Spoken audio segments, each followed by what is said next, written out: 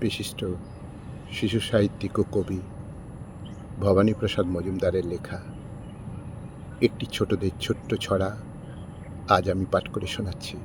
ছড়া শকুন শকুনি বৃথায় বকুনি। শুরু করছি।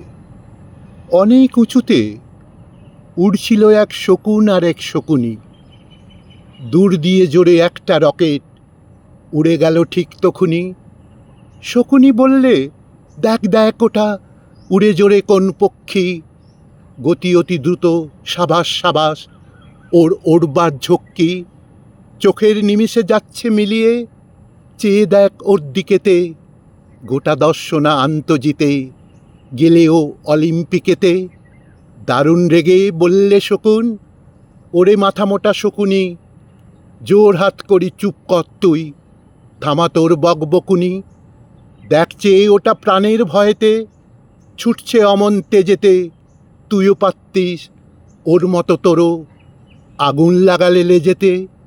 দেখ না কেমন গল গল করে বেরুচ্ছে সাদা ধোঁয়ারে, অলিম্পিকেতে সোনা জেতা নয়, ছেলের হাতেরই মোয়ারে।